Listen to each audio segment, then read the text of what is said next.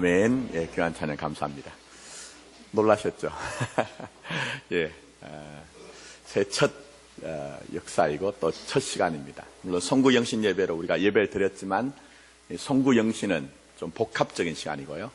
첫 시간인데 우리 반주자 선생님이 지혜를 하셨습니다. 왜냐하면 지휘자 선생님이 비행기를 타셨는데 비행기가 문제가 생겨서 도착을 못 하셨답니다. 오늘 잘 또 감당해 주셔서 감사합니다. 우리 옆에 있는 분들에게 좀 축복했으면 좋겠습니다. 제가 처음 와서 이제 그렇게 얘기했는데요. 잘 되고 있습니다. 잘 될 겁니다 하고 한번 축복해 주십시오. 예. 고맙습니다.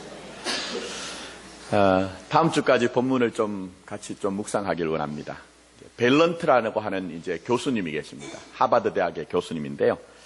1939년부터 1942년까지의 그 하버드 대학 재학생들, 전 세계 최고의 명문 학교 아니겠습니까? 거기에 있는 248명을 연구를 했어요. 1년을, 2년을, 5년을 이렇게 한 것이 아니고 무려 60년을 추적, 조사, 연구를 했습니다. 2년마다 한 번씩 보니까 설문조사를 했고요. 5년마다 한 번씩은 그분들을 다 불러서 직접적으로 건강검진을 했어요. 장기 연구 결과 인간에게 행복의 조건은 무엇일까? 그걸 이제 연구했습니다. 자세하게 좀 말씀드리지 못하고 오늘 성찬식이 있기 때문에 간단하게 좀 말씀드리면 행복의 조건은 부나 명예나 권세에 있지 않다는 것입니다. 우리가 그렇게 갈망하는 부와 명예와 권세에 있는 것이 아니고 이분이 한 두 가지 정도를 얘기합니다. 첫 번째는 관계. 인간관계가 원만하면 좋다. 그렇게 얘기를 했어요. 또 하나는 사랑이란 것입니다. 사랑을 또 받기도 하고 주기도 하는 그런 관계가 되어야 행복할 수 있다. 이렇게 이제 얘기를 했습니다. 근데 제가 이 연구 결과를 보니까 신앙생활에도 이게 이제 적용이 되는 것 같아요. 누가 행복한 신앙생활을 할까요? 하나님과의 만남입니다. 피상적인 만남이 아니고 깊은 만남을 하는 사람이 행복한 신앙생활을 할 수가 있어요. 또 신앙생활을 하되 하나님의 사랑을 받기도 하고 내 사랑을 하나님 앞에 드릴 때에 우리가 행복한 신앙생활을 할 수가 있다는 것입니다. 근데 하나님과의 깊은 관계의 자리로 나가지 못하고 하나님과의 그 사랑의 자리로 나가지 못하면 아무리 성전의 문을 우리가 첫날 만날 우리의 생애 전체를 우리가 들여서 들기도 하고 나기도 한다고 해도 신앙의 진면목을 느낄 수가 없다는 것입니다. 자, 오늘 이제 본문 말씀에 등장하는 야곱은 일평생 한 3번의 결정적인 하나님과의 신비로운 만남이 있었습니다. 첫 번째는 아시는 것처럼 형 에서의 장자권을 빼앗았을 때에 형의 분노를 피해서 도망가던 길에서 그가 루스라는 곳에서 하나님을 만났죠. 두 번째는 우리가 지난주에 묵상했던 것처럼 야복강에서 절체절명의 위기 가운데 하나님을 만나는 사건들이 있었습니다. 그리고 오늘이 이제 3번째 사건이에요. 근데 우리가 주목해 볼 것은 이것입니다. 먼저 있었던 첫 번째와 두 번째 이 신비한 결정적인 만남을 통해서 정말 야곱이 하나님과의 깊은 교제 자리로 들어갔는가, 하나님의 사랑을 아는 자리로 나갔는가 하는 거예요. 근데 오늘 말씀을 잘 묵상해 보시면요, 야곱이 그렇지 않다는 거예요. 두 번의 그 신비한 결정적인 만남이 있었음에도 불구하고 내 이기적인 욕망을 여전히 놓지 못하는 그런 야곱의 모습을 볼 수가 있습니다. 자, 조금 이제 우리가 본문을 읽지 않았지만 앞으로 가서 한번 생각해 보겠습니다. 야곱이 이제 야복강에서 씨름을 하고 난 이후에 두려움 가운데서 형 에서를 향해 당당하게 나갑니다. 그럴 때 창세기 33장 3절 말씀에 자기는 그들 앞에서 나가되 몸을 7번 땅에 굽히며 그 형 에서에게 가까이 가니 이렇게 얘기했습니다. 형에게 최선을 다해서 예를 다했던 것 같아요. 그랬더니 형 에서가 400명의 가병을 데리고 왔는데 그 모습을 보고 감동이 되었던지 어쨌든 이 동생을 보고 어깨를 얼싸안고 이 고개를 어긋하여서 포옹을 하는 그런 장면이 나옵니다. 자, 그때 유명한 얘기가 나옵니다. 이 야곱이 형 에서를 보고 무엇이라고 합니까? 창세기 33장 10절 말씀 보시면 내가 형의 얼굴을 보는 것이 누구의 얼굴을 보는 것 같다고요? 하나님의 얼굴을 보는 것 같다고. 어떤 분은 그럽니다. 이것만큼 대단한 아부가 없다 그래 얘기하는데요. 여러분 남편, 여러분의 자녀들에게 그런 얘기 한번 해보세요. 또 아내에게도. 당신의 얼굴을 보는 것이 하나님의 얼굴을 보는 것 같다고. 예? 또 여러분의 자녀들에게도 야, 내가 너희들 얼굴 보는 것이 꼭 하나님의 얼굴 보는 것 같다고. 감격할 것 같아요. 예? 자, 어쨌든 그렇게 해서 이제 드디어 그가 자기가 정말 고민하던 문제가 해결되거든요. 근데 사실은 형의 얼굴을 보는 것이 하나님의 얼굴을 보는 것 같다는 것은요, 지난 20년 동안 이 야곱이 큰 죄책감과 고통과 갈등 가운데 있었다는 것의 반증이에요. 자, 그래서 오늘 여기에 이 밤에 씨름이 끝나고 난 후에 형과 포옹을 하고 눈물을 한바탕 쏟고 난 후에는 형의 얼굴을 보는 것이 마치 하나님의 얼굴을 보는 것 같다, 이렇게 얘기하죠. 근데 여기는 아주 중요한 의미가 있습니다. 원래 구약에서는요, 하나님의 얼굴을 본 자들은 전부 다 죽어야 됩니다. 근데 하나님의 얼굴을 보고도 살아난 자들은 하나님의 큰 은혜를 입은 자들이라는 거예요. 그럼 분노와 살기를 가지고 달려오던 이 형 에서를 만났는데 내가 살아난 것은 전적으로 하나님의 은혜라는 그런 고백이 있는 것이에요. 자, 그럼 한번 생각해 보십시오. 내가 그렇게 오랫동안 고민하고 갈등하고 힘들어하던 문제가 지금 해결되었다면 좀 뭔가 달라져야 되지 않을까요? 큰 은혜를 받았다고 하면 그 은혜에 합당한 자의 모습이 있지 않아야 하는가 하는 것입니다. 여러분, 당연히 제가 볼 때는 이 정도가 되면 이 야곱은 20년 전에 하나님 앞에 약조한 대로 내가 베델로 올라가서 하나님 앞에서 돌을 세우고 거기에 제사를 드리고 이곳이 하나님의 전이 될 것입니다는 그 약조를 지켰어야 되는 것이죠. 그런데 오늘 본문 말씀 보시면 야곱은 그렇게 하지 않았어요. 야곱은 그렇게 하지 않았습니다. 세상에서 시쳇말로 화장실 들어갈 때와 나올 때가 다르다는 그런 얘기를 해요. 그게 인간의 실존이에요. 그래서 여전히 이 야곱은 큰 은혜를 받았는데 내 판단과 내 견해와 내 계획을 고집합니다. 그래서 베델로 올라가지 않습니다. 베델로 올라가지 않아요. 그러면서 오히려 자기의 소유인 가축을 키우기에 적당한 곳을 발견하고 그곳에 우릿간을 짓고는 숫곳이라고 이름을 정하여서 거기에 정조하려고 합니다. 가까운 곳에 사실은 20년 전에 하나님 앞에 서원하였던 그 베델이 가까이 있습니다. 그러나 그 베델조차 그의 눈에는 이제 들어오지 않는 거예요. 하나님 앞에 그렇게 간절하게 내 아비의 집으로 돌이켜달라고 기도했지만 사실은 아버지가 계신 브엘세바도 그의 눈에 들어오지 않는 것입니다. 왜 그럴까요? 왜 그럴까요? 오직 나에게 소유된 그 소와 양과 약대가 중요하기 때문에 내가 이곳을 목적으로 해서 여기서 내 인생을 한번 정조해서 잘 살아보겠다는 거예요. 그렇기 때문에 가장 어려운 때 만났던 그 하나님의 은혜, 그 은혜 앞에서 약속했던 것조차 완전히 초기화같이 버려버린 것이죠. 20년 전에 그는 하나님 앞에 평안히 아버지의 집으로 나를 돌이키면 내가 하나님 앞에 10의 1조를 드리겠습니다 약속했습니다. 그러나 창세기 33장 18절 말씀을 보시면 하나님께서 평안히 가나안 땅에 돌아오도록 했음에도 불구하고 성경 어디를 봐도 그는 하나님 앞에 10의 1의 약속을 지키는 구절이 나오지 않아요. 그가 정말 인생의 절체절명의 위 가운데서 힘들고 어려울 때 만났던 하나님 앞에 하나님, 당신의 약속을 이루어주신다면 나는 이제 이곳에 돌아와서 이곳이 하나님의 전이 되게 하겠습니다라고 했지만 예배자의 모습조차도 다 무너져서 본문 말씀을 보면 이 믿음의 가문 야곱의 집안에 우상이 가득하였던 것이죠. 근데 우리는 이 본문에 나타나는 야곱을 보면서 어떻게 저렇게 큰 은혜를 받았는데 저 모양 저 꼴이야, 그렇게 우리가 손가락질을 할 수가 없다는 거예요. 왜냐하면 그 야곱의 모습이 바로 우리의 모습이기 때문입니다.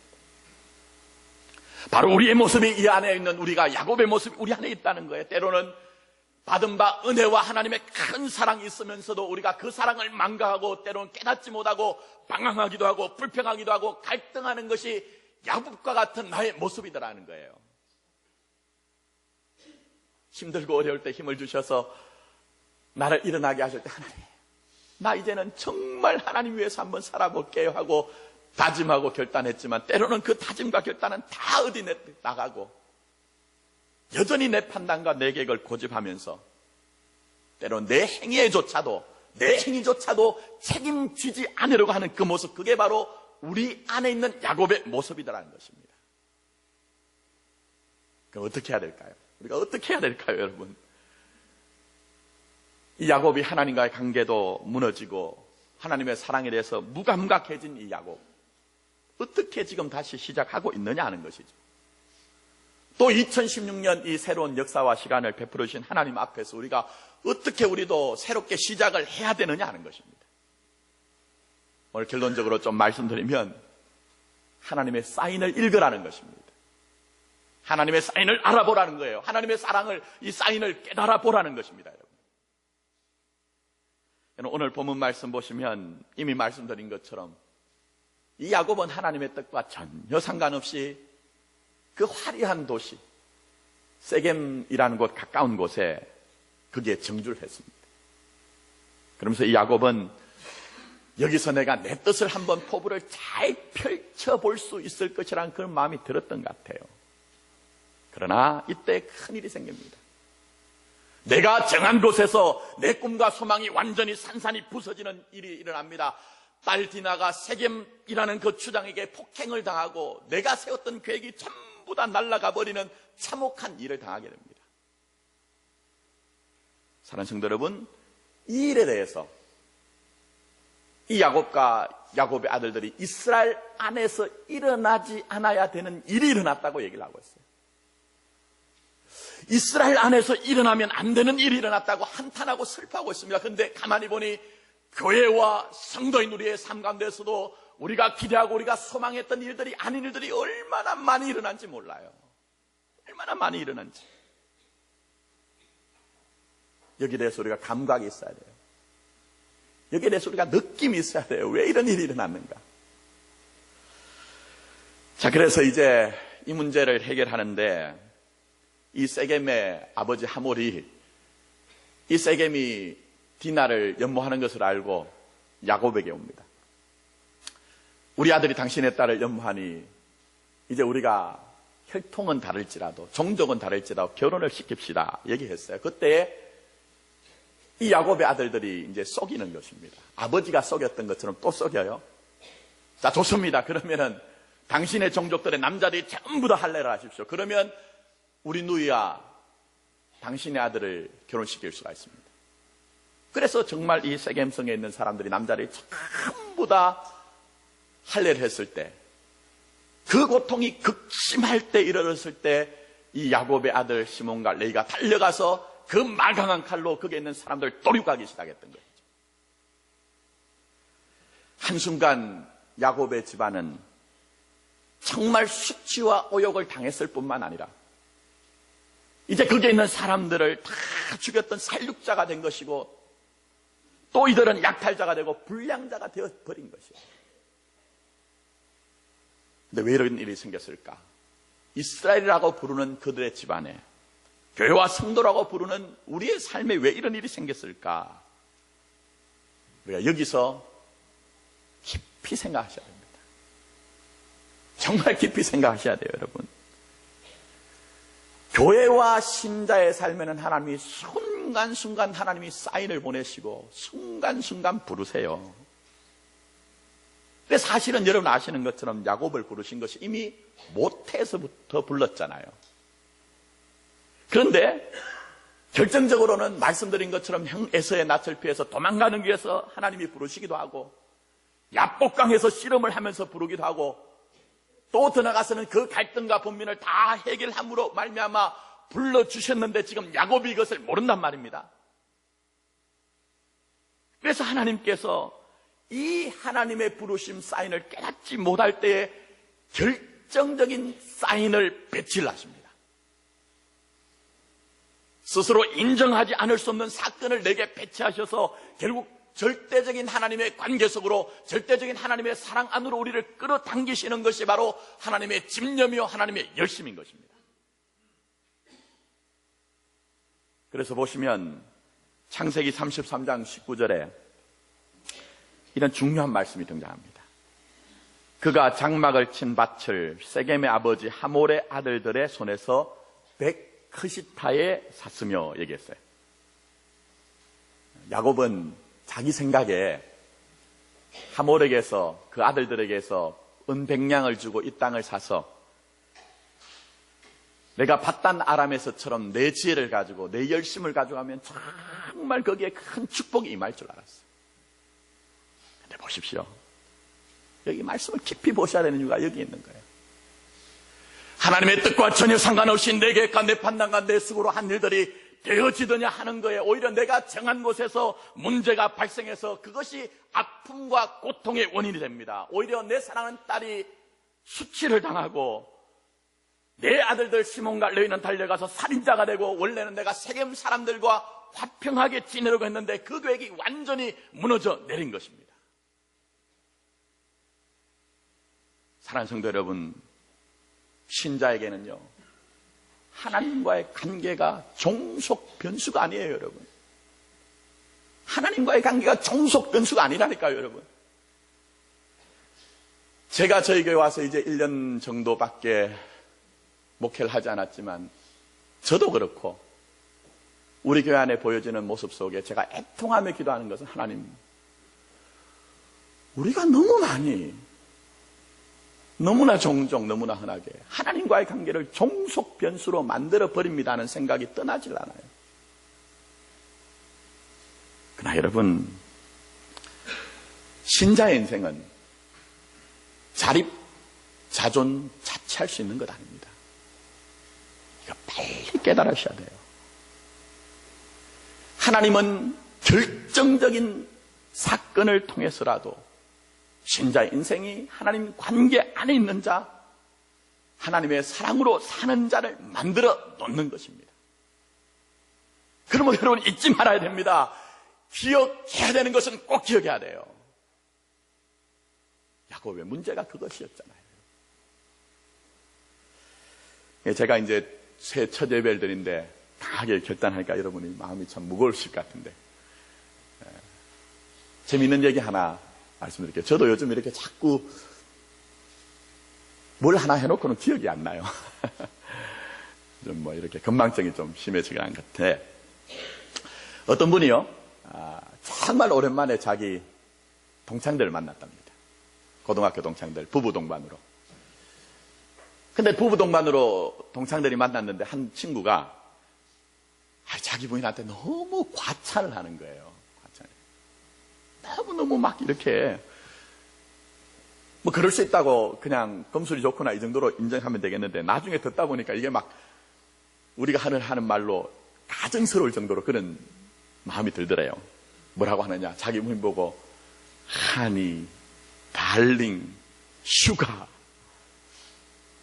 마음이 별로 언짢았던 것 같아요. 그래서 이제 친구를 불러내가지고 조용히 불러, 야, 너만 너 마누라 있냐?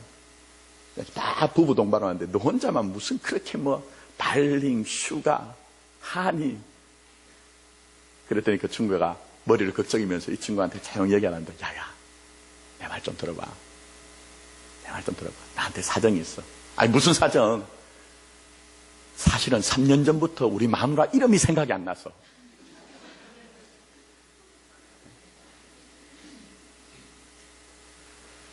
여러분, 살다 보면 잊어버릴 것 잊어버려야 됩니다.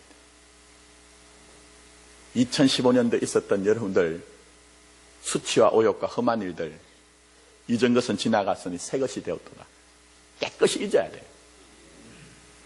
그러나 우리가 결정적으로 잊지 말아야 될 것은 잊지 말아야 하는데, 그것이 바로 하나님 앞에 서 있는 우리의 인생이 바로 믿음으로 살아야 된다는 거예요. 내게 주신 은혜와 내게 주신 그 사랑을 망각하지 않고 그 사랑 가운데 살아야 된다는 거예요. 그런데 그것이 쉽더냐 하는 거예요. 그게 쉽더냐 하는 거예요. 어렵습니다. 우리가 다 연약한 질 것 같아서 어떤 면에서는 이 야곱처럼 때로는 잊을 수도 있고, 때로는 망각할 수도 있고, 때로는 본질을 놓쳐버릴 때도 있더라는 거예요. 그러나 그때라도 이 야곱처럼 깨달아야 하는 것입니다. 베델로 올라가라는 그 하나님의 음성을 듣고 그 자기의 삶을 돌이켰던 이 야곱처럼 우리는 우리의 계획과 우리의 판단과 우리의 어떤 의향이 무너진 자리에서 내가 드리는 하나님 앞에서 내가 하나님이 원하시는 자리로 돌아가야 되는 걸 하는 그 하나님의 사인을 부르심을 이해하고 깨달아야 된다는 것입니다. 사랑하는 성도 여러분, 어떻게 하면 이 2016년도를 우리 공동체는 복음의 원년이 되어지고 여러분의 삶은 기념비적인 삶을 만들어 갈 수가 있을까요? 쉽지 아니하지만 어렵고 힘든 가운데서라도 이 하나님의 부르심을 들었던 야곱처럼 하나님의 부르심을 듣기를 원합니다. 때로 우리가 정말 혹독한 환경 가운데 있다 할지라도 하나님의 사인을 본 야곱처럼 하나님의 그 부르시는 사인을 볼 수 있기를 원합니다. 그래서 이 야곱이 내가 저 돌베개를 베고 누워 잤던 저 광야가 내가 싫어서 내가 저렇게 화려한 세겜 땅에 내가 나 스스로 육축을 기르고 내 인생을 한번 행복을 구가하려고 했구나. 하나님 죄송합니다. 하나님 불쌍히 여기십시오. 내가 잠시 영의 마음을 가진 것이 아니라 육을 따라 행하는 사람이었습니다. 이제는 하나님이 내 인생이 있기를 원하는 그 베델에 내가 하나님 앞에 나가서 예배드리는 삶을 살겠습니다. 내 인생의 목적은 저 세상이 아니라 하나님이라는 것을 깨닫고 이제 하나님을 내 삶의 결론으로 만들어 나가겠습니다. 그런 고백이 우리 교회와 여러분들 있어야 된다는 것입니다. 그럴 때 분명히 하나님께서는 우리 교회를 새롭게 하실 것입니다. 여러분의 삶을 분명히 새롭게 하실 것입니다. 이제 말씀을 맺습니다. 인생의 위기와 신앙의 위기는요, 하나님 없이 내가 뭔가를 이룰 수 있다고 생각할 때 그때 큰 위기가 옵니다. 그렇다면 이제 나에게 베델로 올라가라는 하나님의 음성이 들려지십니까? 이 시간이 소중한 겁니다. 이 시간이 소중한 거예요. 내 판단, 내 계획, 그거 있을 수 있지만 먼저 잠잠히 하나님의 음성을 한번 들어보십시오. 내게 무엇을 말씀하시는가? 그 부르시는 음성을 듣고 나를 찾는 하나님의 사인을 우리가 알게 된다면 분명히 하나님께서는 여러분에게 새로운 출발하게 하시고 우리의 삶에 기념비적인 하나님의 은혜가 분명히 임할 것입니다. 이런 은혜가 저와 여러분들에게 있기를 예수님의 이름으로 축복합니다. 아멘. 기도드리겠습니다. 우리를 긍휼히 여기시어서 2016년은 우리가 우리의 판단과 우리의 계획을 따라 무엇인가 성취하고자 하는 것이 아니라 잠잠히 하나님의 음성을 듣게 하시되 순간순간 베델로 올라가라는 하나님의 음성을 듣게 하여 주시옵소서. 그래서 우리의 남겨진 생에 정말 우리의 발걸음이 이미 하나님께서 야곱에게 약조하여 주시고 보여주신 바 그대로 이스라엘의 삶을 살아가는 우리 자신이 되어지게 하여 주시옵소서. 이제 이러한 결단과 소원 가운데 이 한 해 기대합니다. 소망합니다. 우리가 걸어가는 길 가운데 기념비적인 하나님의 은혜를 더하실 줄 믿사오며 이 모든 말씀 예수님의 이름으로 기도합니다. 아멘.